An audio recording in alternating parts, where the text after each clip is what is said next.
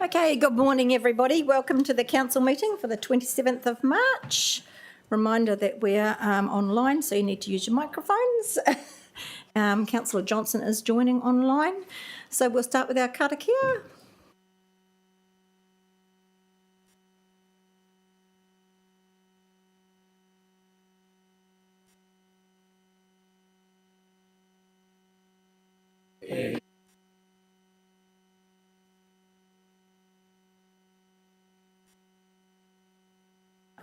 Thank you. No apologies this morning. Obviously, Councillor Johnson's online. No public forum this morning. Conflicts of interest declarations. Do I have any? Yep. Oops, hang on. I'll wait. Councillor Duncan? Yes, I'm for 11.1, I'm a member of the LEC and I just want to declare a conflict of interest there, but I still have an open mind to actually hear the hearing. Thank you. Councillor, are we happy?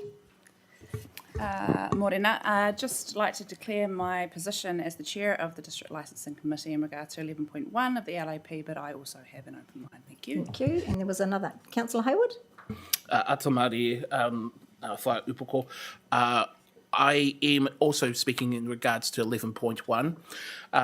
While I always will maintain, like everybody else here, an open mind, I do need to declare that I serve as the patron of the Titahi Bay Bowling Club. And so they do hold a current alcohol licence, but I may play no role in their day-to-day or law on their board. Thank you. Councillor Waddle? Yes, and I also have a conflict under 11.1 that I'm just going to declare, but I have an open mind just around foodstuffs and their presentation. I had no say in their submission, so I've brought an open mind to today's meeting. Thank you. Nobody else? Okay. Confirmation of minutes for the 20th of February. I'll move those. Who's going to second? Thank you. Any problems with any of those? No. All those in favour? All those against? Carried. Mayor's report. It's been another busy month. We started off with Lunar New Year, which we've celebrated in town and in Porirua. We've had a couple of harbour cleans out here, joined the Gopi clean on Sunday, and then we had the group from Korero over, that as was. We've been to the Parramatta Plimerton Rugby Club Ken jersey reveal, Kylie and I. Went into the Samoan cricket, Killikitty cricket at the Basin with Jeff. They're hoping to get that happening a bit more often out here. I've had the Porirua Little Theatre AGM where I'm being re-elected as patron. We had the Virtuoso Strings concert with Jonathan Lemo up at Te College. Had the Zonta Awards, Wellington Women's Trust event. Went to the Excellence in Foster Care Awards. Remo event, we've had 3 of those so far at Patanui, Ranui and Plimerton. We've got Titahi Bay this weekend. We've had football, the Sister City Trophy, where the Mayor of Blacktown came over for the Phoenix Woman, and we won that again, so it was nice to keep that trophy. Been to the Gear Homestead opening, which is looking really great. We've had citizenship with another 61 residents sworn in. Pukerua Bay School Gala, and I think most people went to that. Mana Lions Car Show. Partners Porirua Youth Young Employee Awards, and I think everybody came to that at Kaitahi. It was a really successful event. We had the opening of Bottomley Park, and most people came to that. That was fantastic to see that opening. And the St Teresa's Fair. So another busy month. Taku, how about you? Really enjoyed the Bottomley Park reopening. I think it's a great place down there now. It's a great community space, and also enjoyed the youth awards. Nothing much else to add. Thank you. Thank you. We've got no petitions or committee recommendations. So we're going to go straight into our local alcohol policy review and our hearings. So I'll move the report to put it on the table with the Chair's recommendation that we receive the 8 oral submissions. So who's going to second that? Thank you, Councillor Trillin. Sorry, he beat you to that. So we're going to start with our first submitter, Paul Radich, who is on Zoom. No, we're a bit early for him, are we? Let's have a look. 8:40, we are. Is anybody on Zoom yet? No. Want to come early?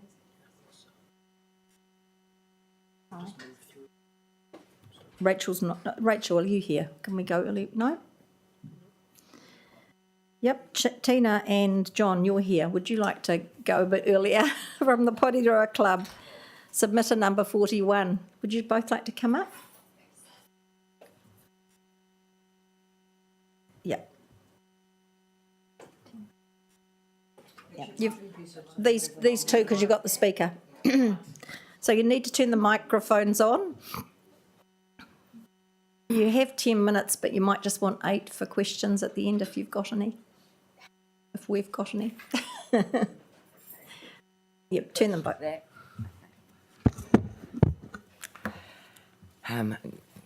Kia ora, Your Worship, the Mayor, councillors and staff. My name is Trina Gilmer and I'm the General Manager of the Porirua Club.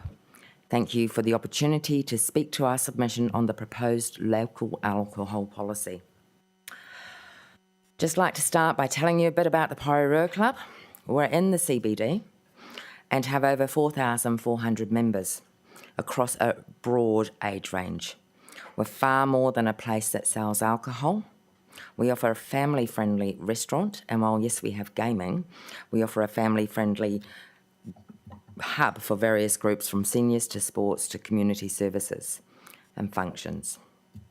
We're also members of Club New Zealand and Hospitality New Zealand, which keeps us aligned with the best practice, host responsibility and legislative updates. Most of our members see the club as a safe, supervised place to socialise, rather than somewhere to just simply drink. For example, our pensioners group arrives around 9 or 10 in the morning, mostly for coffee and catch-ups. We worry that new requirements like special licences for morning events could make these low-risk gatherings unsustainable. On the other end of the day, our current licence runs until 2 in the morning, although we seldom stay open that late. In fact, we're content to see that closing hour shift to 1 in the morning if that helps address concerns about late-night alcohol harm. We just want to ensure we can still meet our members' needs for those occasional special occasions. For example, last New Year's Eve, when we considered not staying open till midnight, our members were very upset because they felt they had nowhere else as safe or as welcoming to celebrate responsibly. Requiring a special licence for those rare nights might become too costly or complicated, defeating the purpose of providing a supervised environment. We recognise the Council's goal of reducing alcohol-related harm. However, the Council's own social impact assessment found that only about 8% of alcohol in Porirua is consumed at licensed premises, 3% below the national average. If we impose blanket restrictions in the CBD, there's a real risk of pushing drinking into unregulated environments like homes or parks. At the club, we enforce strict membership rules, have a certified duty manager on site at all times, train our staff in conflict resolution, and even provide a courtesy van to reduce drink driving. Moving people away from that oversight could actually increase harm. That's why we ask for a more performance-based approach to licensing, one that doesn't lump well-managed venues like ours with high-risk establishments. We're prepared to accept earlier closing hours at 1 in the morning instead of 2, as long as we can hold on to the ability to run these morning and occasional later events safely and responsibly. We believe this strikes a balance between genuine harm reduction and allowing our members a safe social space. In closing, we appreciate the Council's dedication to keeping Porirua safe and vibrant, and we're eager to continue working with you to that end. Thank you again for hearing our perspective. I'm happy to answer any questions you might have. Thank you. Oh, Jeff. Kia ora North. Thank you very much, John and Trina, for coming in today. I also appreciate from your submission the even-handedness in trying to come up with alternatives. Some of the submissions certainly who are opposed to some of the measures being proposed, haven't really taken the time to actually bring something constructive to the table. So thank you for that and the explanation behind it. Performance-based criteria, which is your number one recommendation. Yeah. Can you talk about any examples where that is utilised elsewhere in the country or in the region in terms of what you're looking for in terms of that performance-based criteria? I don't have any examples for that. What I would think of is if you've got, you know the venues in the area, you know where people are drinking, and if you're finding people coming out of those venues and causing issues, then you need to be looking at the times that those venues are operating. I think each council has some inside knowledge of that in their area. It's talking with the police and working with the police in your community that you find that information out. If I recall from your submission, there was talk about looking at the previous infringement history of a site and their licences. So that's probably one of the areas of Yes. interest for the DRC when they are looking at the renewal of licences. Just fill me in here. When was the last time, if any, that Porirua Club has had any issues with regards to a breach of their licence? John can answer this because I've only been there 2 years. Kia ora everybody, my name's John Rowe, I'm the president of the Porirua Club and have been so now for 14 years and also on the board, so I'm coming up 20 years service with the Porirua Club. I think in my entire 20 years we've had one incident in the club that was handled extremely well. The police did pay a visit. The person was dealt with internally by our duty manager and staff, handled extremely well, and the person was removed by the police without any further intervention and dealt with. And I honestly tell you, in my 20 years involved with the Porirua Club on the executive committee, there is very, very minimal upsets, dramas and tribulations that go on in the venue.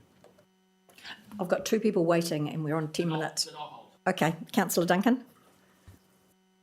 Yeah, thanks, John and Trina. It's a comprehensive submission that you've put forward. The question I have is on page 56, when you talk with the recommendations for the LAP about police presence there. You're one of a number of organisations in the submissions that have mentioned police presence.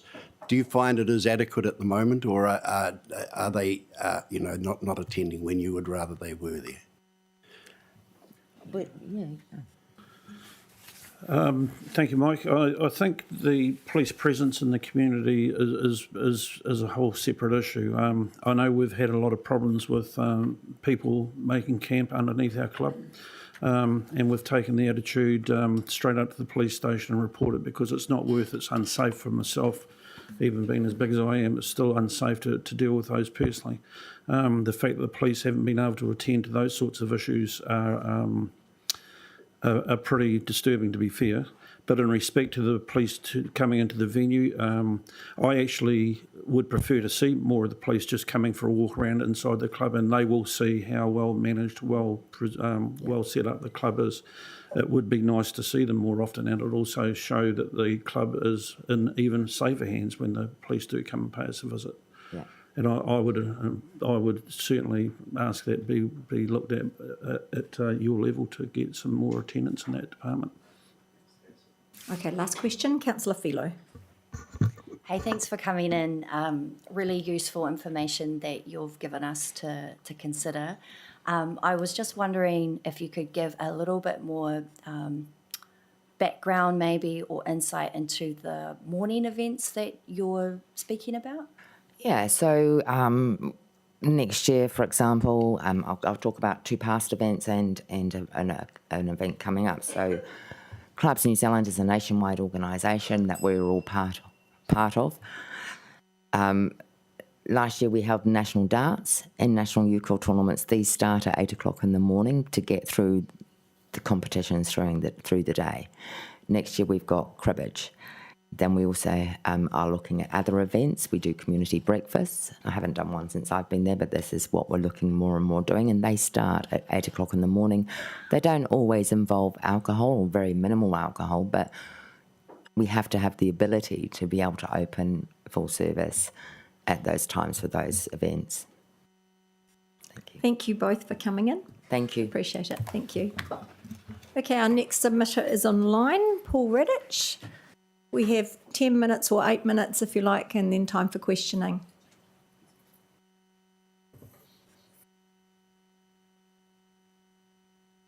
Got your speaker on?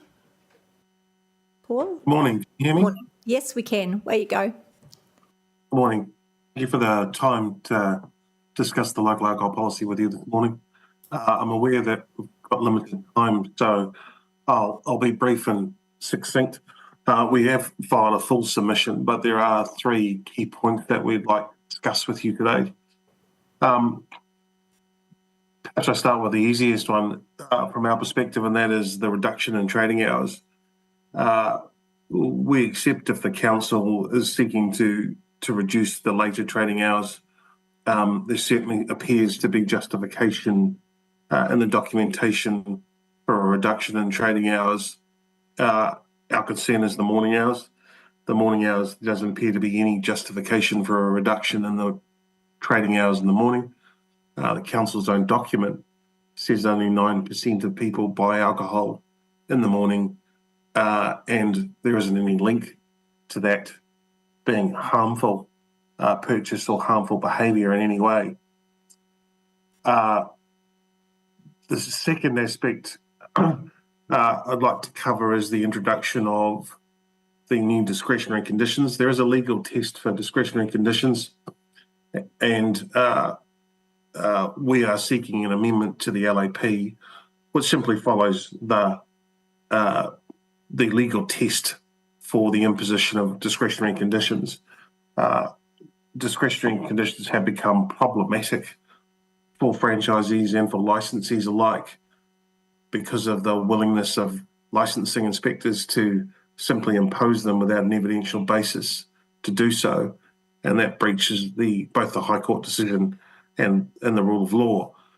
I think I'll leave that point there. The final point we want to cover is the new priority areas. And while we accept that there's a need for priority areas in some circumstances, the test that is in the LAP we find both confusing and a little troublesome. The test that, as it's described, potentially means that an area that a new license may be refused because the proposed area is in a priority area, whereas 100 metres up the road, because of the way the test is working and the calculation can be made, may not be in a priority area.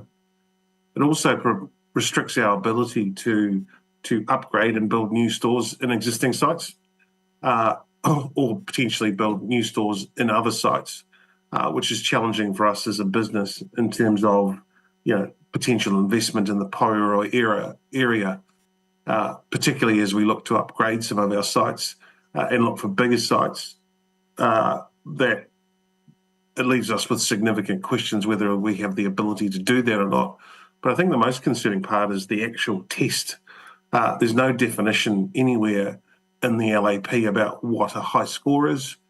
It appears that there is 1 point for a decile 8 or 10 area. So we can only assume that that's considered to be a high score. And certainly it doesn't define what is considered to be an area when it's looking at the number of licenses in a given area. So this sort of test when determining priority areas can actually have significant unintended consequences, and we ask the council to reconsider it and make some amendment to it, if not remove it. I'm happy to answer any questions, but those are my submission is certainly more fulsome in those regards, but I'm happy to answer any questions you may have. Okay, thank you, Paul. Any questions from anybody? Councillor Duncan. Yeah, thanks, Paul. On page 20, you tell us that you see the approach to priority areas as a novel approach, In your 190 odd outlets and the councils that you deal with, have you come across this approach anywhere else? There are priority overlay areas in Auckland, not with this sort of approach. When we say a novel approach, it's not that we think it's a bad approach. There are just some, if I could be so bold, it needs further refinement because it does provide a level of clarity for a licensee.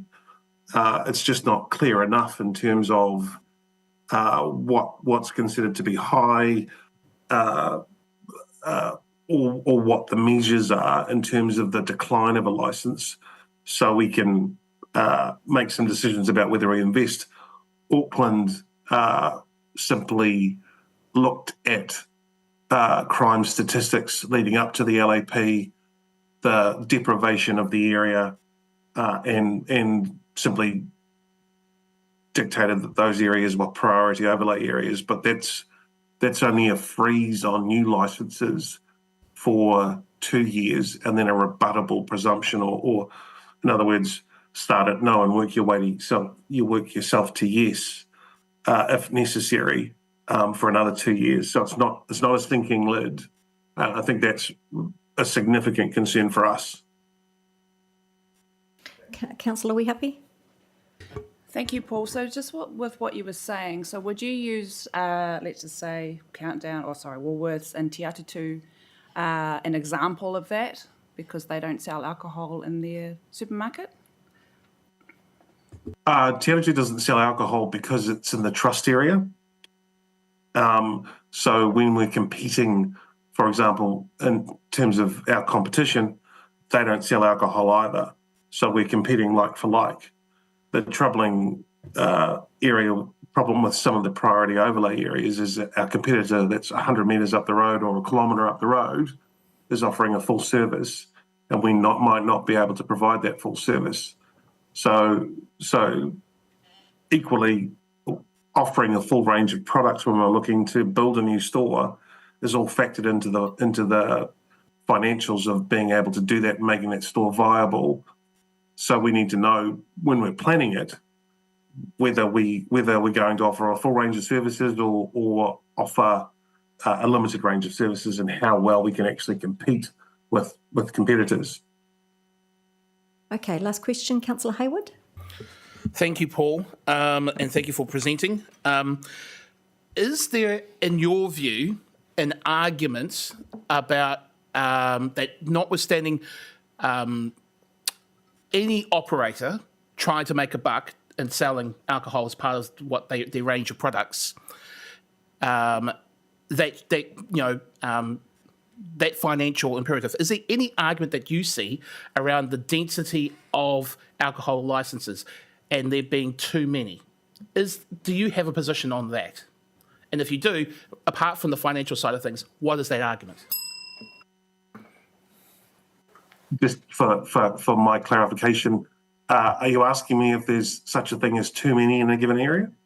Yep, notwithstanding that there's always the issue about whether a person could actually operate one to make a buck. Is there still an argument in your view that there can be too many?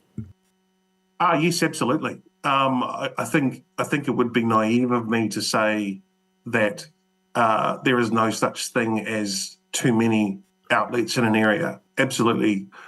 What that number is, I'm not qualified to make an argument for. But certainly there's an argument for there are too many, and certainly reading the supporting document for the LAP, that was certainly the feeling in some areas. We're not saying that density isn't a problem. What we're saying is the way the LAP is structured currently, it doesn't provide for us to even upgrade a store or move a store, or one in, one out, or anything of the sort, because with a sinking lid, once we surrender that license, doesn't matter whether we've spent $40 million on a new store, it won't be able to get a license under the current wording of the LAP. Thank you. Thank you, Paul, for coming in. We appreciate it. No problem. Thank you. Okay, Rachel Benefield. would you like to come up to this up here? So you've got 10 minutes. If you want some questions, I suggest you go to 8, but just turn your microphone on and we'll leave it to you.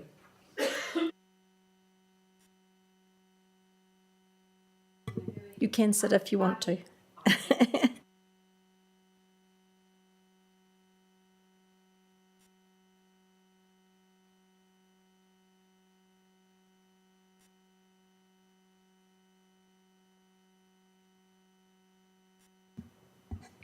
It is now. Kia ora. I'm happy to be presenting here today in support of my submission. I have a relationship with Porirua City Council. For a long time I worked as a graffiti reduction, as part of the graffiti reduction team, as a mural painting artist, working in all the different schools, and that's where I fell in love with Porirua. And I think that showed the way you addressed graffiti at that time was a courageous and aspirational and bold way of uplifting the community, and I really valued my participation there with Richard Whitford-Smith and Bill Ing. I'm now an addictions and mental health counsellor, and I work with coexisting conditions at Oratoa Māori Ora. Today I'd like to talk about the etiology of addictions. I'm not sure how much you know about addiction, so I'm interested in making sure that you understand that it's a biological, social, psychological and trauma predicament that some people have. By biological, we mean that one drink equals 100. You can't stop. So it's not a willpower thing. You know, some people might think, oh, they just have more self-control. No, some people are just biologically addicted. In other cases, some people might be socialised into alcohol, and that's something the community does with the visualisation and displays of alcohol and normalisation of alcohol in our stores. That's also psychological. So some people are self-medicating for anxiety and depression and ADHD, and they're using alcohol to do this, and it's readily available. And lastly, trauma. Sometimes people are working to self-care and support themselves and deal with anxiety and other traumatic experiences, and Ngāti alcohol is something that they use in order to survive. Relapse is part of the situations that we deal with, and often we're working with relapse prevention, and the provision of alcohol in our community is a huge trigger for relapse. We know psychologically that visual cues are a part of how human beings work. That's why advertising works so well. Pavlov explained that with his dog that salivated when it saw a steak, and then he just had to ring a bell and the animal, you know, was stimulated to craving. So what I'm talking about is the display of alcohol, particularly inside dairies and supermarkets. I'd like to draw your attention to the fact that when you walk into Countdown, they have the alcohol on display right adjacent to the entrance and opposite all of the fruit and vegetables. Whereas foodstuffs, Pack and Save, have it tucked quietly away around the corner from the bread and the eggs, also essential items. So I just think that there is, if you are going to be courageous and aspirational in your policy making, you could be thinking in terms of visual prompts to use substances, because it's a very hard path in New Zealand to step away from alcohol. You know, it's easy to step away from some substances, but alcohol is one of the hardest because it's everywhere and we're socialised into the normalcy of it, even though it's a carcinogenic and it's very, very poisonous to some people, and it does enormous damage to whānau and rangatahi and kill children in our community. So that is what I wanted to talk to you about, and I would hope that you are going to deliver some policies that are above the line, that are courageous and aspirational, and signal to the rest of the country that we do really care about whānau and Porirua. Thank you very much. Thank you. Any questions? Councillor Hayward. Kia ora, Rachel. Thank you for your work in this space. Thank you. I note in your presentation you talk about for those who are predisposed to addictive behaviour, for them it's not 1, it's 100, as you said. Would you not also accept that there's also a degree of harm that comes from those who present or do not drink or present no addictive measures to those at the other end, which you're describing, and that any attempt to try and reduce harm overall is in trying to prevent people getting into that trap, falling into that trap in the first place, by preventing them from purchasing alcohol or preventing them from being triggered to purchase alcohol? Definitely, I'm talking about prevention of triggers. So a person could be abstaining for a, yeah, we're not trying to push that.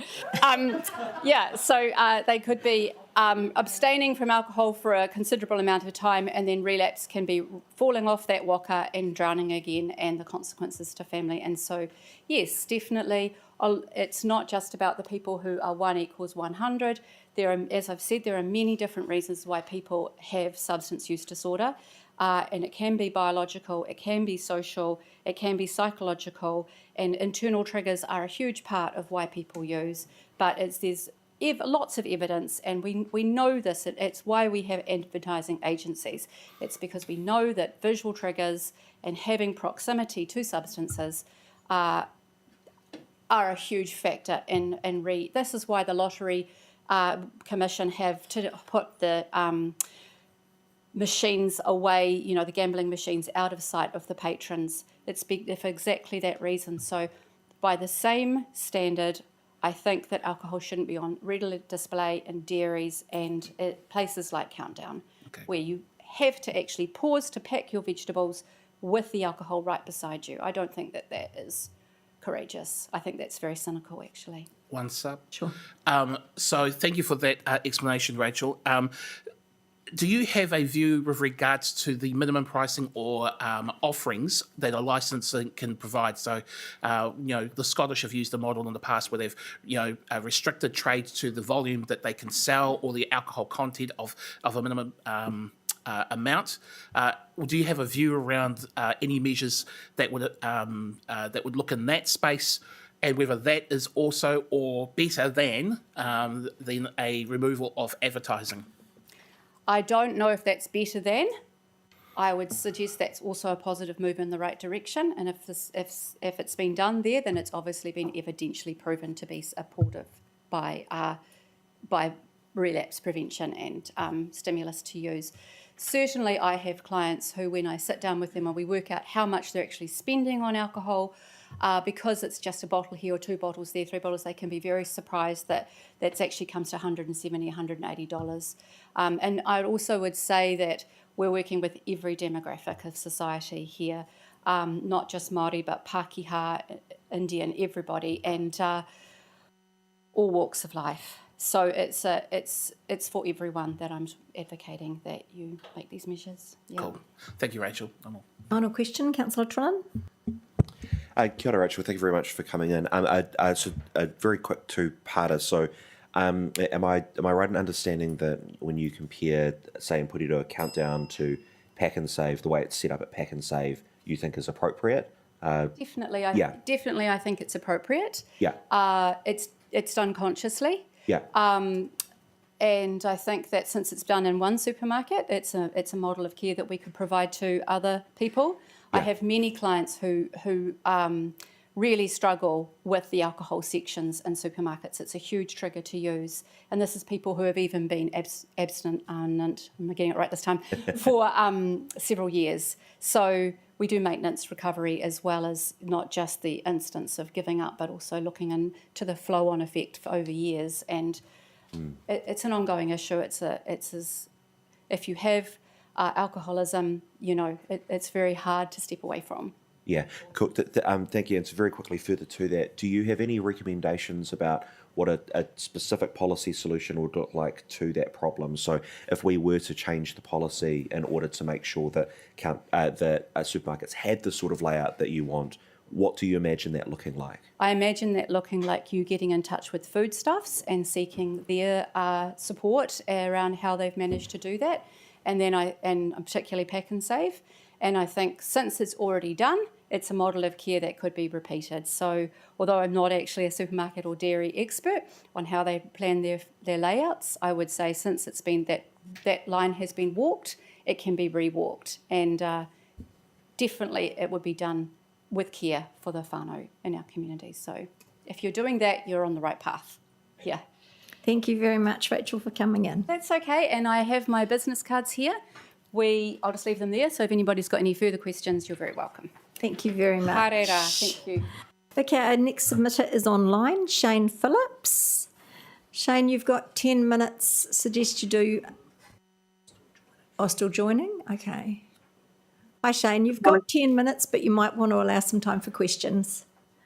Thank you. So, yeah, Shane Phillips, the Regional Manager for Hospitality New Zealand, but more proudly a Porirua local my whole life.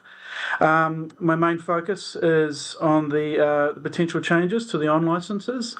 I thank John and Trina for speaking so well. Very much support what they spoke of, and that they covered off a lot of my key points.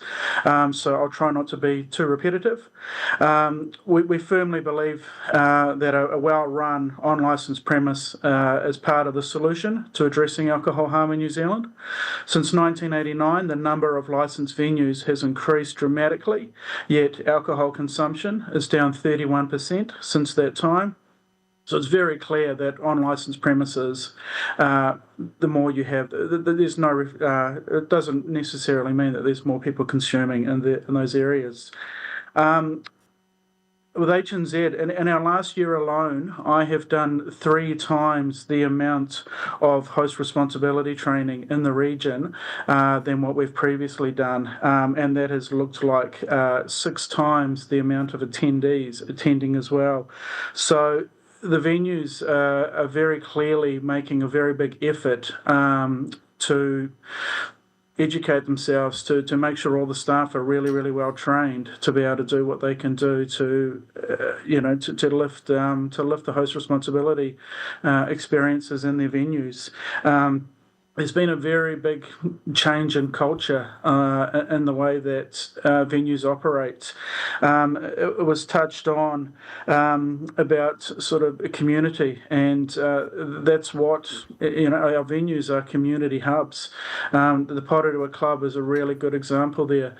As Trina spoke about, it's not just a place to go and consume alcohol. It's full of different community groups, different adjuncts, sporting adjuncts, places for people to get together.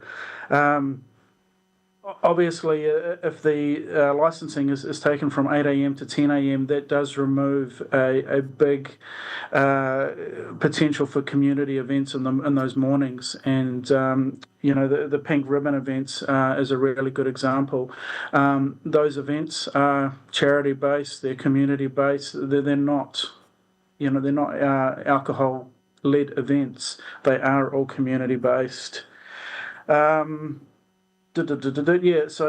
they're having the requirements to have to apply for special licences for such events is also going to draw back on the potential of them happening due to the cost, which would be obviously a real shame. It was great that the social impact survey was noted that only 8% of responders there has said that they were consuming on a non-licence, and it was noted as well that it was 3% lower than our national average. In regards to all our venues, I think, are very happy and very comfortable working with police and health. In our host responsibility training sessions we've done of late, we've had the police attending, we've had health attending, we've had people from council attending. So we're doing a lot there to bring everyone together so we can all work together for better results. The venues, as far as working with the police go, they welcome the police. They love nothing more than seeing the police walking through their venues. They're very confident in what they are doing, and they know that they're running a really good tight ship. So they're very welcoming of having more police. What they would like to see, the feedback that I have received is obviously more police in the community. Reducing people drinking in the town centre. Reducing people preloading, trying to reduce people drinking in cars, etc. Obviously, there's a lot of statistics that show alcohol harm related incidents, but there's no real indication that any of those are actually coming from the actual venues. And finally, but changing the time from 2 a.m. to midnight as well, what that also tends to do is it pushes people on to basically carrying on drinking, but in an unsupervised area. So people, if you're cutting the times back, they're like, well, I'll go back and we'll have a few more at home. And then they're in an unsupervised area. It's, and this is where the harm comes through, that those 4 a.m. calls, etc., etc. If you leave them in an unlicensed venue, they're well looked after, they're well taken care of, and the majority of them are very happy to call it a night at the end of the night after getting home safely. So those are my main key points in regards with that. In regards with the sensitive sites, we do ask that you take into account all existing current licences remain, and nothing gets affected there. Those are my key points. Thank you. Thank you. Councillor Hayward. Kia ora North. Thank you, Shane. I wanted to just talk about point 22 of your submission with regards to the how would you define the minimisation of preloading? What measures are you thinking of when it comes to that? And I've got one more sub with regards to that as well. What we see in a lot of our venues is people drinking in cars, in car parks and stuff before entering in venues. In my time that I used to work at the Sandbar pub, we would hand out trespass notices for people that we saw drinking in the car parks because it was obviously, that is not a controlled environment for us. It's what we cannot look after them to our ability if they're drinking in their car and they're coming into our premises, and the potential for harm there is much greater.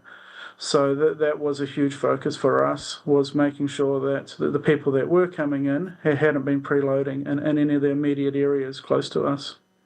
So Shane, I'm going to be blunt about this. Where is that alcohol coming from if it's not coming from on licences with regards to preloading? Shouldn't that be the focus of our concern with regards to minimisation by restricting access to sale that isn't around on licences? I think your social impact survey very clearly states where that alcohol is being purchased from. Thank you. Any other questions? No. Thank you very much, Shane. Cheers, guys. Thank you. Okay, our next submitter is Andrew, and he is online as well. Just let him in. Morning, Andrew. You've got 10 minutes, but you may want to allow some time for questions.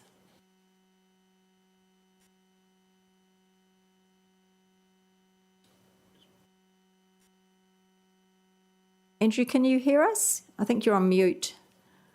Kia ora, yes we can. Okay, you've got 10 minutes if you want to allow time for questions. Kia ora, Your Worship and Councillors. Thank you for the opportunity to address the meeting today. I'm Andrew Galloway, the Executive Director of Alcohol Health Watch, and I'm joined by my colleague Jennifer Lanning.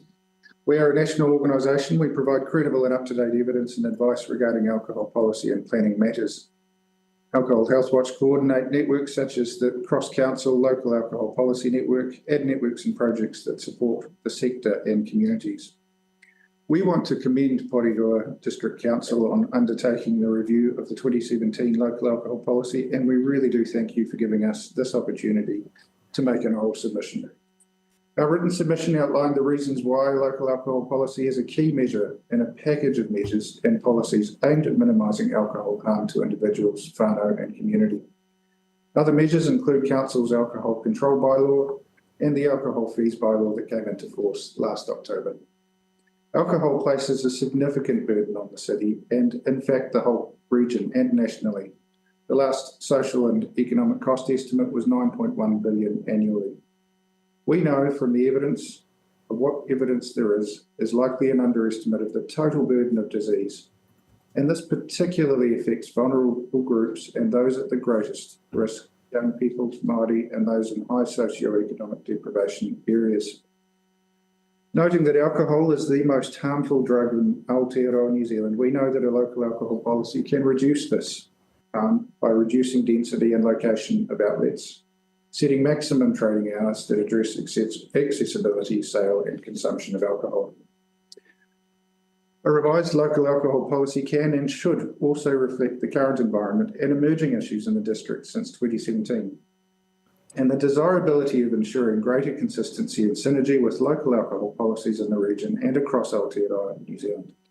We are really pleased to see that your revised LAP has identified priority areas, namely those that score highly in risk factors and instances of alcohol harm, high density of alcohol licences, suburbs with socio-economic deprivation levels between 8 and 10, and high rates of victimisation. We are also pleased to see the inclusion of a distance requirement of 100 metres that may prevent a new licensed premises from locating close to sensitive sites, a school or a registered drug and alcohol treatment service. However, as we note in our submission, the definition of sensitive sites in the draft LAP is problematic and untypically narrow. As such, sensitive sites usually include educational facilities, including early childhood facilities, places of worship or spiritual facilities, marae, recreation and community facilities. We therefore recommend a more inclusive definition of sensitive sites. We further recommend a policy that addresses the clustering of licensed premises by preventing new licensed premises from being located in close proximity to other existing licensed premises. We strongly support the proposed sinking lid policy and reduced trading hours for licensed premises in priority areas, as well as the standardising of off-licence hours from 9 a.m. to 9 p.m. These changes reflect community concerns and they're supported by research. We also support the inclusion of additional discretionary conditions, including those that address single sales, external alcohol product advertising, buy now, pay later schemes, ID checks on purchase and delivery of alcohol, etc. While we support the inclusion of discretionary one-way door policy, we recommend that this be a mandatory policy under Section 77(1)(g). One-way door conditions have the potential to reduce the burden on police, ambulance and hospital services and can have a positive benefit, not only for the patrons of the premises, but the community. Alcohol harm increases where alcohol is easily accessible, where there is a high concentration of alcohol outlets, and in particular areas, for example, in areas of high deprivation, where trading hours are long, where businesses are conducted in such a way that impulsive alcohol purchases are encouraged, such as via buy now, pay later, online sales and rapid delivery, and where the price is affordable. Considering this, Alcohol Health Watch fully supports the strength and provisions in your draft LAP, particularly recognition of priority areas, reduced trading hours and inclusion of new conditions addressing affordability and online alcohol access. These measures strongly align with the object of the Sale and Supply of Alcohol Act 2012 and would reduce the burden of alcohol, its harm and costs on Porirua. Thank you for the opportunity. We are happy to take your questions. Thank you. Councillor Duncan. Yeah, thanks very much for this submission. Look, on page 40, item 9, you talk of the desirability of greater consistency and synergies in Greater Wellington and across New Zealand. Other than responding to individual councils, as your organisation is, do you make any efforts to approach government or local government New Zealand on this to get an overall view of it? Very good question. Yes.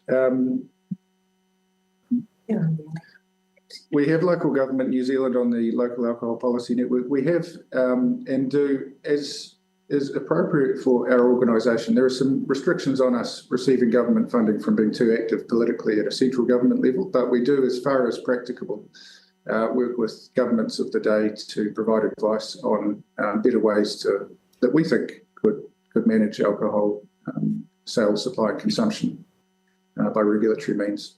We have local government New Zealand on the cross-council LAP network that we host on behalf of councils and certainly do try and work as best we can to be strategic as well as provide individual advice to councils as we are today. Councillor Trillin. Kia ora, Andrew. Thank you very much. I've got a question around morning trading hours. So in your submission, you say that you support the proposed changes to trading hours. We've heard some concerns this morning that a reduction in morning trading hours might be unfair on shift workers and that there is no direct link between sales in the morning and harm. In your submission, you talk about how there's strong research supporting a reduction in hours approach. Are you able to speak specifically to the issue of morning trading hours and why a reduction in those hours is going to reduce harm? Certainly, Councillor. Thank you for the question. I appreciate the submitter this morning and the position. There is really no evidence in terms of shift workers not being able to access alcohol. I think personally that's a bit of a red herring argument. I managed the border team at Auckland Airport, and shift workers are some of the most organised consumers. They make their lives around working odd hours and build in accessing consumer goods into their lives. I don't think they will be impacted heavily, and there's certainly no evidence of that in our experience of the changes that have impacted Auckland recently. In terms of the less harm argument, there's about over 30 years, decades of empirical research evidence which shows the longer alcohol is available, the more harm there is. And I think when you look at it from a narrow perspective and go, well, you don't see as many problems from 7 till 9 in the morning as you might from 9 till 11 p.m. at night. That might be true of disorder, but not in terms of total consumption. And it's the total consumption at a population level which leads to the high harm. And not all of that is visible in communities. Not all of that is immediately attended by emergency services and recorded in the statistics. And as such, it's very good scientific evidence that leads us to the conclusion that less availability equals less harm. The arguments around shift workers or other matters, in our view, is quite a bit of a red herring. We have seen in Auckland supermarkets staying open longer than they are licensed, and there hasn't been the challenge or issues relating to consumers acting up that we've seen that were foreshadowed before the changes in the Auckland LAP came into effect. So in effect, your supermarkets in Auckland are open beyond licensed hours. It works well. It would work the same in the morning. So our advice would be carry on. You're on the right track. Thank you. Final question from Councillor Hayward. Thank you, Your Worship. Thanks for coming in to present. I want to just get clarity with regards to the work that you've done across the country. I know that there are other organisations who are trying to give us clarity around establishing baselines of the work of bylaws and setting standards of what is good from a harm reduction perspective. Where does Porirua lie in your view in terms of where it is currently being proposed around measures to reduce harm reduction from alcohol? Great question, Councillor Hayward, and thank you. The Porirua District Council, City Council, from our perspective, you're hitting all the high notes. You've got an approach to fees bylaw. You've done the alcohol control in public places by law. You've got the LAP, which you've reviewed. Your social impact assessment and report was one of the best we've seen. So we commend Porirua on the range of activities it's taking. You certainly are taking every opportunity you can through the work we do with the cross-council LAP network. And generally, we're looking at providing more guidance to councils on other things you can do. And we're confident by Porirua's approach so far that you would be early adopters of further actions should we be able to identify them and test them and practice them. So well done and kia ora. Thank you. No Thank you very much for your submission. Kia ora. Thank you. Dr. Stephen Palmer, could we get you up earlier? Thank you. Would you like to come forward? Oh, I wondered what it was. Have a seat. You've been listening to us, so 10 minutes, but finish early for questions. Thank you. Is your microphone on green there? Yes, it is. Okay, where you go. Yeah. Kia ora koutou. My name is Dr. Stephen Palmer. I'm one of the medical officers of health here in the Wellington region, and the alcohol portfolio has been under my wing since for just over 30 years. I'd just like to say that your review, what's been proposed in your review is probably one of the best I've seen. I think certainly identifying those priority areas, and the priority areas really align with the levels of alcohol-related harm in those areas. So those areas are mostly within the top 20% in the country. So I hope, with the sinking lid policy and that we may be able to actually make some progress in reducing those high levels of alcohol-related harm. So that's sort of gone into a bit more detail on page 2 of Health New Zealand's submission. We just wonder whether Waitangi should be added to the priority areas.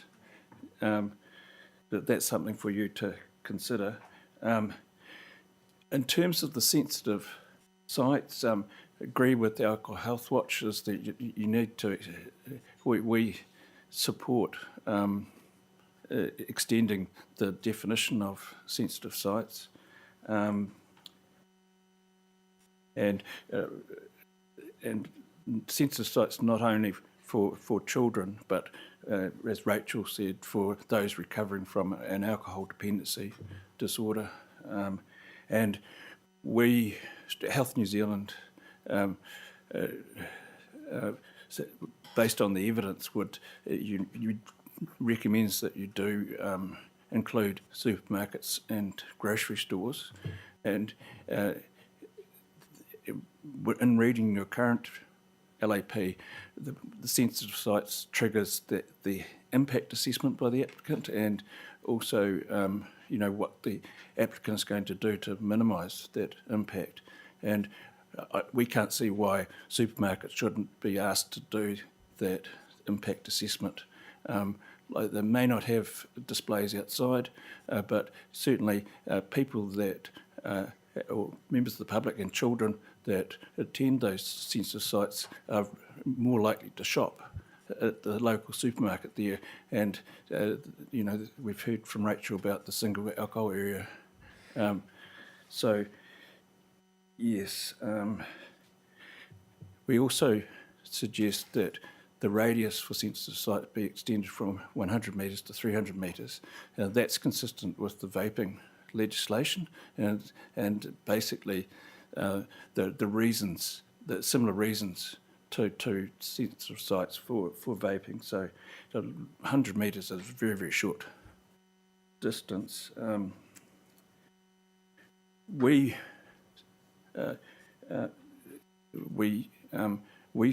terms of closing hours for off licences, it's great that you're looking to 9 p.m, but we would urge you to consider 8 p.m. I think, as Alcohol Health Watch said, is that there's lots and lots of evidence that reducing the hours is a way of reducing the availability of alcohol. And we thought the discretionary conditions for both on and off licence make a lot of sense. Just sort of, you may wish to include, with regard to special licences for events at schools and for young people. We would encourage you to consider that.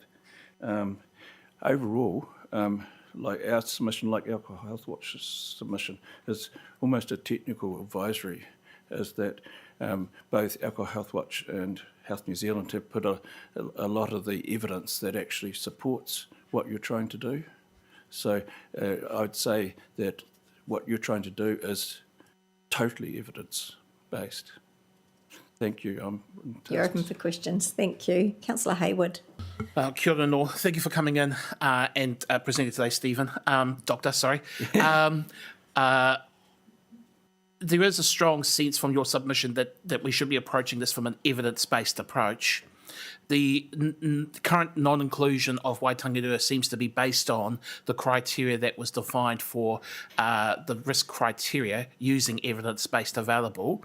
Are you advising that we forsake an evidence-based approach to add in Waitangi? Yeah, I think you need to be driven by the levels of alcohol-related harm. Like the factors that you describe are risk factors for hazardous drinking, whereas there's still high levels of alcohol-related harm in Waitangi, and that's what the Act is about, is the minimisation of alcohol. And most LAPs that I've seen really look at the status quo with regard to levels of alcohol-related harm. But your proposals, I would suggest we may actually start making some progress. Okay, thank you. Anybody else? No, thank you for coming in, Dr. Palmer. Okay, we've got Ian, is he on Zoom yet? Not yet, and we have got Mark still to arrive, so we're running a bit early. 10 minutes? 5-10 minute break? Yep.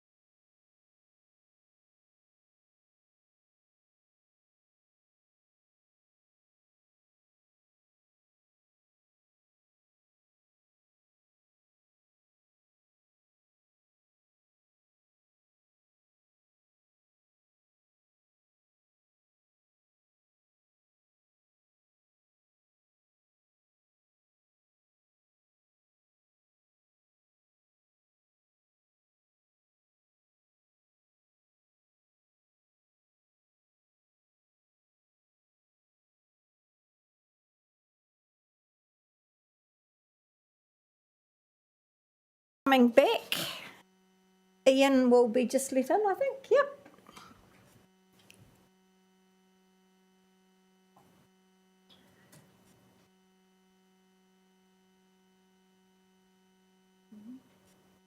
Okay, welcome, Ian. You've got 10 minutes. You might like to allow 8 minutes. So you've got some questions?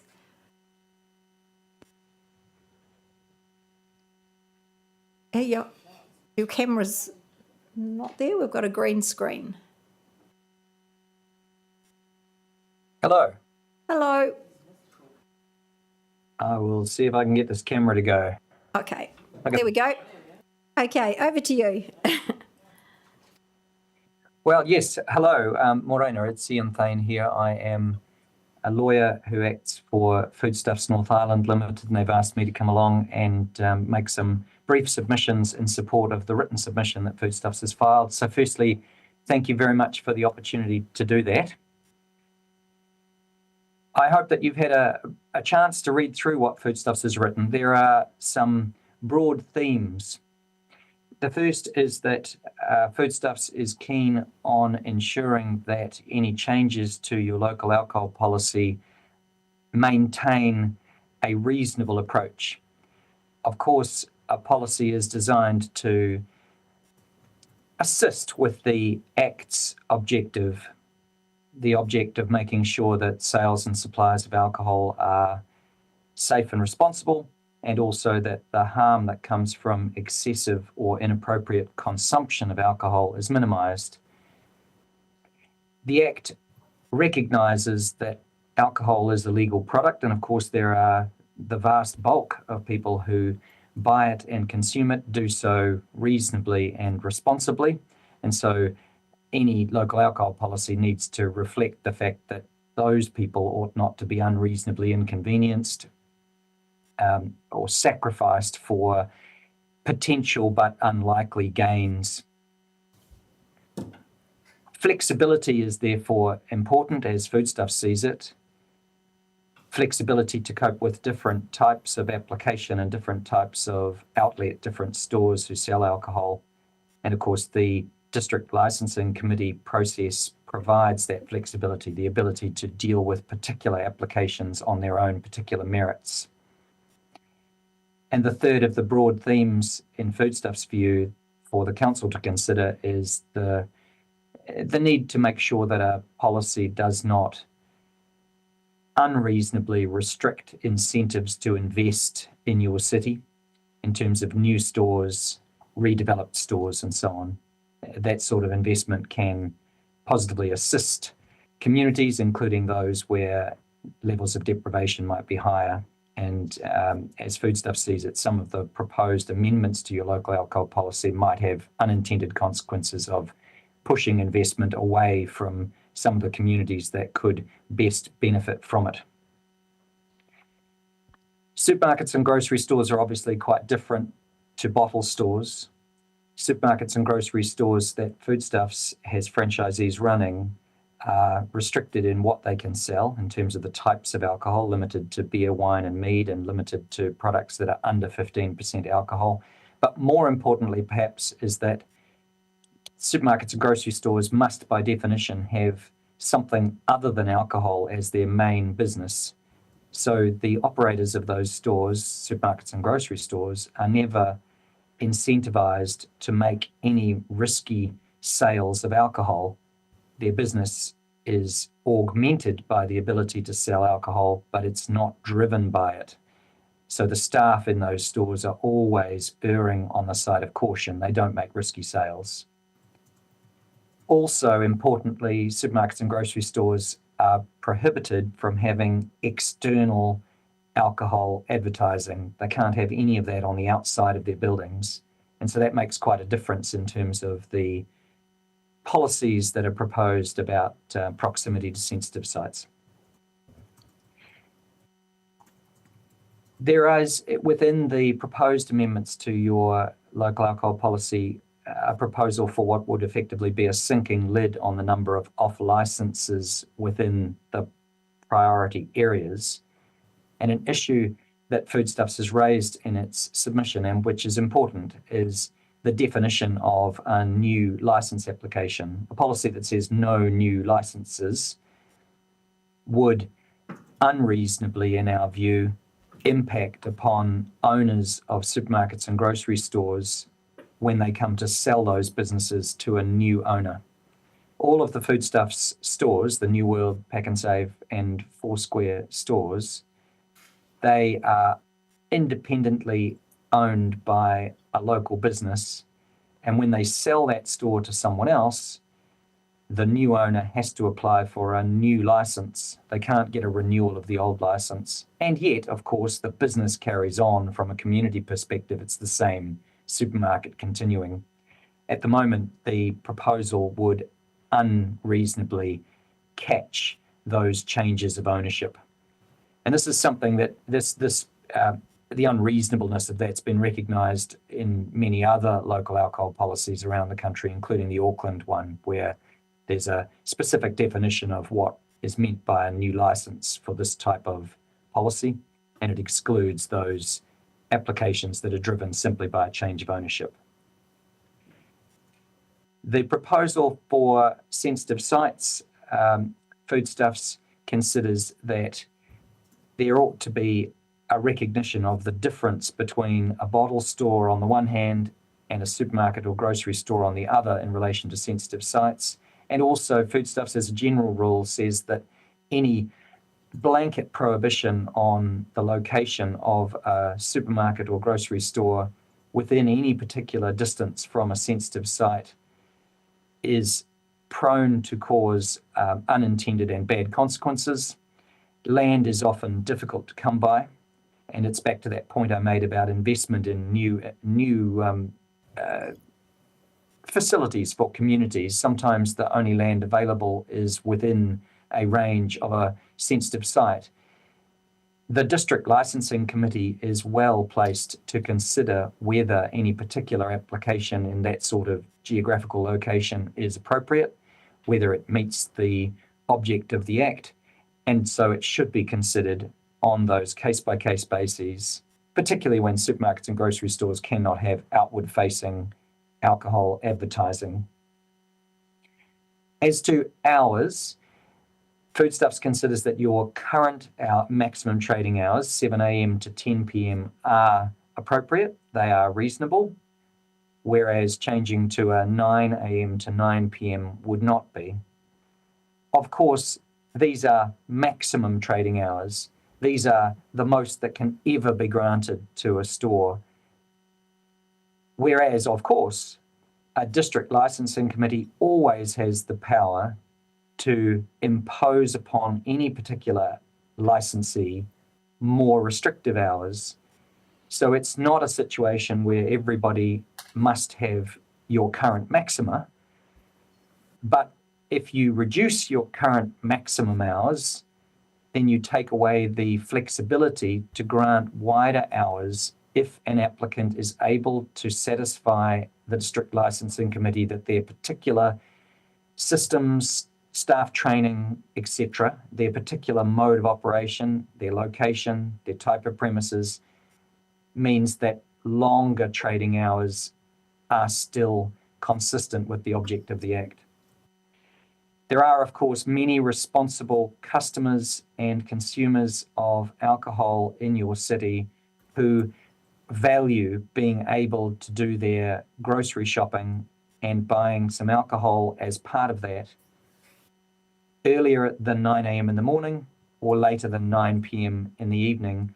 And they value that not just because of convenience, but sometimes because of needing to work around their work obligations, childcare, etc. Foodstuffs considers that customers who want that should be given the opportunity to have that, provided the store they're shopping at is able to satisfy the District Licensing Committee that their systems are good enough so that the sales will still be safe and responsible. We've noted in the submission for you that the proposal to bring in restrictions on timings for remote sales of alcohol is ultra vires. The Act doesn't allow a local alcohol policy to have an element on the timing for remote sales. That's been tested in the courts and confirmed. And as to the proposal for discretionary conditions, in the main, Foodstuffs is supportive of what you're proposing there. There are only two where Foodstuffs considers there would be unintended adverse consequences from them. They relate to the proposal to have a discretionary condition around or limiting or restricting the sales of single units of beer, and also about breaking down pack sizes. starting with the breaking down pack sizes on the current proposed wording, it would have unintended consequences because alcohol products turn up at supermarkets and grocery stores from the suppliers, from the manufacturers, in very large packaging, and that packaging, of course, needs to be broken down in order to make appropriate retail sale. So that's really just a wording thing that should be clarified to prevent problems. And on single cans, Foodstuffs' view is that there is nothing inherently risky about selling one can of beer to a customer versus selling them, say, a 12-pack. And in fact, many customers value the opportunity to buy a single can because it allows them to manage their alcohol spending or to manage their alcohol consumption, or both. It's another method, in other words, that many responsible customers use to control their consumption. It's a good thing. If someone is forced to buy more alcohol than they want, then they might then consume more alcohol in a single occasion. If they're able to buy a single can to watch with a game on TV or something, it'll only be that one can that they can consume at home. Thank you, Ian. You've used up your time and there's no time for questioning, unfortunately, but thank you for zooming in this morning. No problem. Thank you very much for listening. And our final submitter, Mark Hughes. Come on up, Mark. Come into the corner one here. I think the speaker's already on. You know the rules. You've got 10 minutes. Allow time for questioning. My voice is probably loud enough. You can sit. No, I'd rather stand. I'm not very good at this. I do feel a little bit... I gave a submission recently on the extensive increase in fees and licensing fees.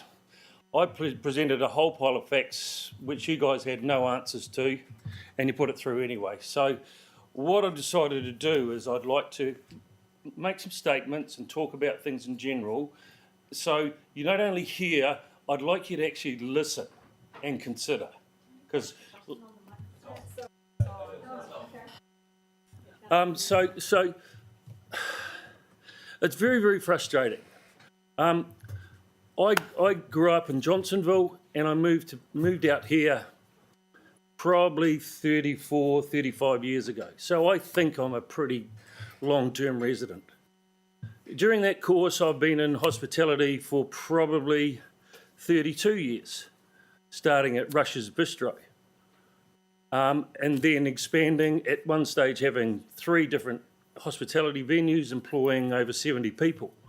Today I still employ around about 40 to 50 people. Considerable adding to the community, etc., etc. When I first took over the site that I now have, which was the Cove, then it became Hell Pizza Bar, then it became Monty's Brew Bar, then it became the Supply Room. I chose to get rid of gaming because I have a social conscience. In many ways, it's the worst thing I did, because my mate down the road is going gangbusters because he's living off the proceeds of his gaming. All I've got is putting damn good food and damn good booze and damn good drink and service and everything else in front of people.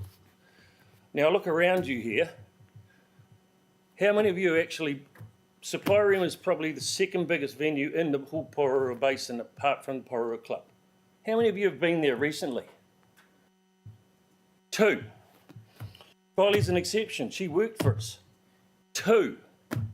Why do you think we're struggling? Why do you think I'm sinking tens of thousands of dollars into my business to try and get it to work? Why do you think there's not one single new hospitality venue growing in Porirua? Not one. The vitality of a city is the embrace and the heart of it. But you guys keep on going on hospitality. 460% increase in licensing fees. Couldn't justify it. Kapiti does one person full-time, one time half-time. You guys need $500,000 to do the same job? and I got to pay for it. I get that we got to pay for it, and I think alcohol mitigation is a great idea, but it's not the licensed venues. Not the licensed venues. We are so overwhelmed with compliance and regulation and everything.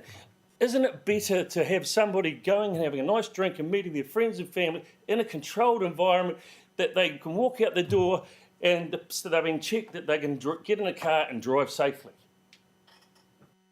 Whereas most, and you guys have probably got the stats, I'd like to think you got the stats, but most of it, I believe, is from out in the community drinking at a place and then travelling or doing whatever they're doing. And I mean, I know it's with violence and everything else like that. It's not the places that are controlled, and you've already got not very many, especially come night time. The bulk of the community, the whole Porirua Basin, do not eat or dine or do anything in Porirua because it's too hard. I'm just about ready to give up. I've had enough. I own the building. I'll sell it, and it'll become a 6-story apartment building where there's no parking requirement. That's much better. I don't have to worry. But I've got a conscience. I've got 30 people working for me. Yet now, with what's being proposed, at some stage, I'm going to be closed down because I've got a pharmacy a doctor's and a pharmacy right next to me. Then that's going to happen also to the sandbar. Then it's going to happen to whatever it is in Whitby. So immediately you've eliminated all of the community hospitality venues. My customers who want to come into us, now you're dictating to them, oh, you can go out, but you're not allowed to stay out till after 12, and you're not allowed to sit outside. That's not fair. You're taking people's choice away and you're smashing us again. I can tell you, hospitality has always been a difficult business to be in. But now it's just too hard. I'm a stalwart, I'm an entrepreneur, but it's too hard. You're breaking it. You're breaking us. Why do you think nobody is doing anything in here? Kai Tahi, well, that's just another food court. You've got no Malaysian restaurants. You've got one Chinese restaurant. Think about it. Think about what's happening to your community. This is your job, not my job. You guys are stifling anybody that wants to do something by being so expensive. My building there, I pay rates, and I pay rates in a building that's worth the same in Johnsonville, which is $19,000. I pay $36,000 in rates. What do I get for it? Nothing than anybody else doesn't get from the building. But ultimately, my business has to pay for that. Your increase in licence fees, that is 1 day trading, 1 day's full trading that I can't do anything else other than pay your fee. How many of you actually are in business? How many of you actually have staff? Think about it. There are repercussions. This misnomer of people thinking, oh, he's in business and he drives a nice car, he must have plenty. It is so wrong. So wrong. I have taken numerous risks with my family and all that of potentially losing everything to make a way forward and bring the people with me. I've got staff that have worked for me I've got a chef that's worked for me, over 9 years, Raz. I've got a general manager and she's worked for me for 15 years. It's a family. And I've got a moral responsibility. I want to retire. I'd like to semi-retire. I'd like to see that that's still there because I think it still needs to be there. You've got huge growth up Plimpton Farms, but what are you going to do? Everybody's going to Wellington and to Lower Hutt. You guys are responsible for that, to do something and stimulate it. You keep trying to do things CBD. I mean, CBD is the main thing you're all focusing on, and you're saying, oh, we're not allowed to do this and we're not allowed to do that unless we're CBD. It's the same as the gaming. I can't reinstate gaming, and that was a risk I took, and I know that. If I could now, I probably would, but I don't want to. I don't like it, but in order to do that, I need to find ways to make money. It doesn't just happen. I mean, we've all done it, and I did it before it. And you look at a thing and you go, oh, Geez, they make good money.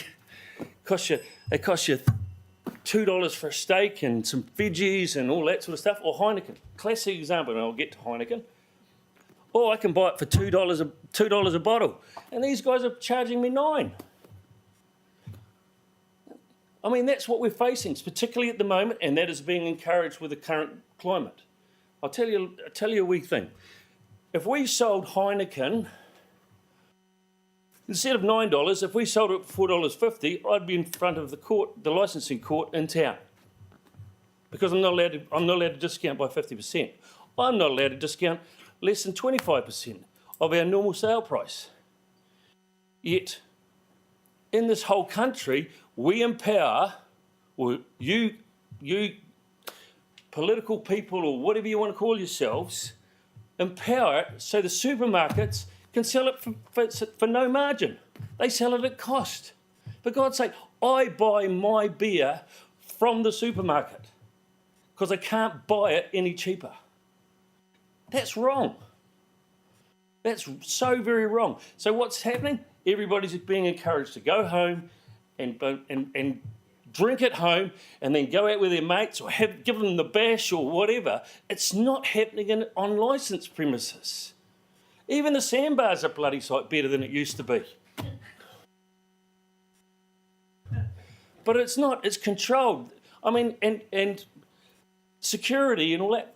Supply room has never needed security. I'm as close as it's ever got. I think I've chucked one person out and it was a female. That's it. So you've got to take it into a case-by-case nature anyway, but you've got to look at it and reasonable. But you've got to do something about bringing people to Porirua. It's not, as I say, 2 people put their hands up who's been to the supply room. Yes. 2. Oh, you 2, you come as well, Nita. Yes, I know. But usually that's only to a function. I'm there tonight. Yes, for a function. Yes. Okay, any questions? We've got, Councillor Wehappy and then Councillor Hayward.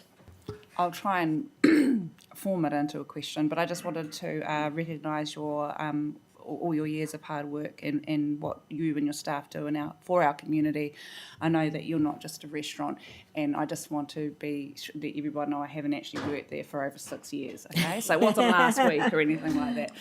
But I'm a regular there, and they do look after the community quite well. So in conclusion, I'm just reading your submission here. In conclusion, pretty much anything that has been proposed in the LAP shouldn't have anything to do with the on licences, only the off licences. I just wanted to get clarity. Except the locality and the outside area and the closing times. Okay, all right, thank you. Thank you. Councillor Hayward?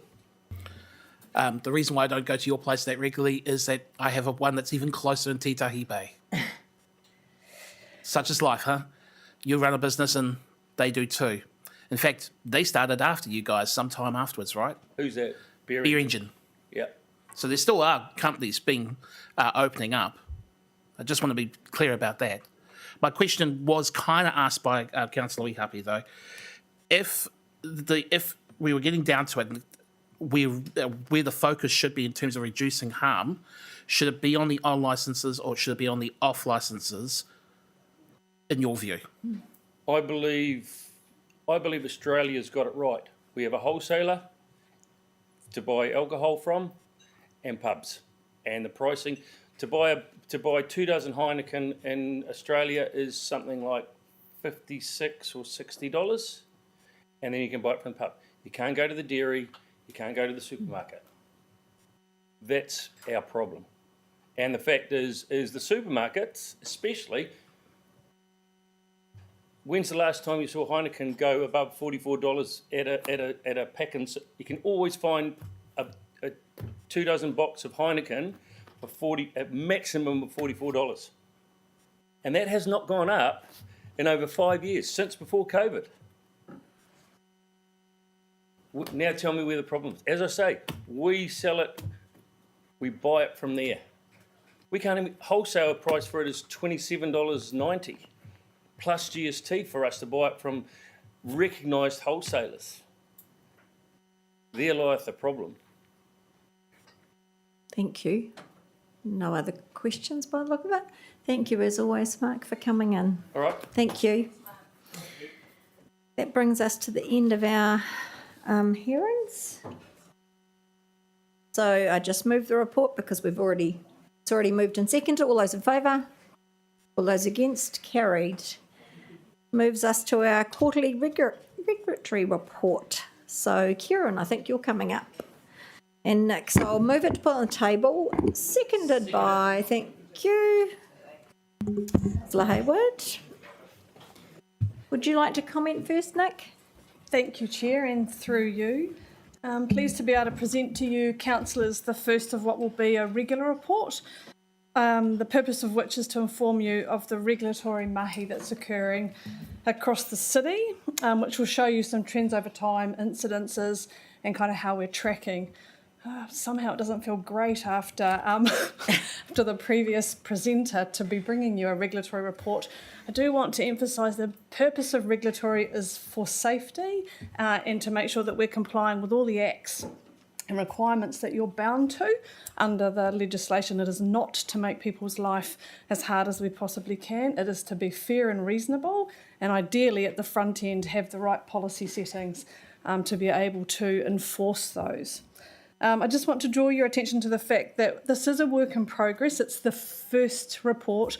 We will be adding, exploring, improving as data becomes richer and deeper, and so we're keen to get your feedback in terms of what works for you, what doesn't, what you'd like to see more of, less of, etc. And we will be bringing it to you quarterly, so July will be the next one. We've got all the staff here who are responsible for the various regulatory businesses, because I can't predict what questions you may ask on the first one. Can I also just say, before Councillor Duncan draws your attention to it, that there is a typo on the first page.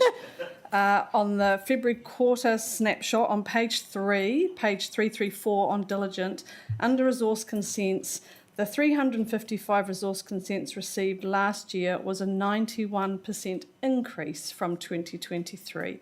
Apologies, that word was missing. Thank you. We're going to open for questions. Councillor Hayward. Kia ora, whai upoko. Thank you to the officers for producing this report and the initiative and intent behind it. Thank you. Do also share the sentiment that this will be an evolving document, but it's a step in the right direction. I thought that in that light, I thought perhaps one piece of suggestion may be that the data sets that have been provided are obviously time series. It may be useful to also use that data to look at seasonal changes as well, because obviously certain elements are dependent on the time of the year when that data is reported as well. So hopefully you can reflect that in a subsequent report. I wanted to talk about the parking infringements and the regards to revenue from that space. Can someone give me some clarity as to whether or not the current revenue is covering the costs of operating that service in terms of infringements currently? Yeah, through the chair. Sorry, we don't have that information currently, but that was raised and is something we're going to look into for future reports. Okay, I note that because obviously we have an annual plan discussion with regards to the current fees and charges, and one of the arguments around that will be around whether or not it is actually cutting its own cloth or not. The other one was in regards to dog complaints as well. It may be useful to give some context in terms of dog registrations or those around the reduced fee category as well. I know we already produced that in other reports regarding dog control, but it does give some guidance as to the overall population of dogs that are registered within the city and contextualise the points around the increase in attacks or incidents, rather, I should just say, for the different types of categories laid in there as well, because it's hard to ascertain when you see an increased sudden uptick whether or not whether the data shows that there's an explanation for it or not. Yep. That's me. Okay, Councillor Leggett. Notwithstanding what Councillor Hayward has just said, I'd like to see, if possible, while this is fantastic information, and I think it's a great first approach, and I thought it was really useful. What I find with graphs and things like that is I'd love to see more time series data where possible, and probably with lines of best fit or trend lines, because that would be very useful to us as councillors.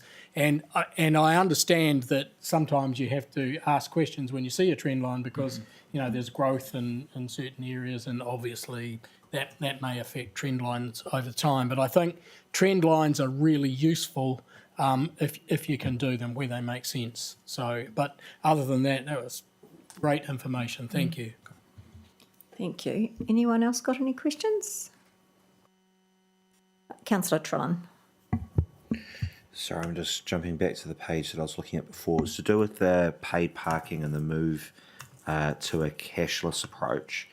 And there was a mention, sorry, I can't find the page that I was on in front of me, but I remember reading that there was a mention that there was a decrease as a result of that may be explained by the summer period, but we're not sure.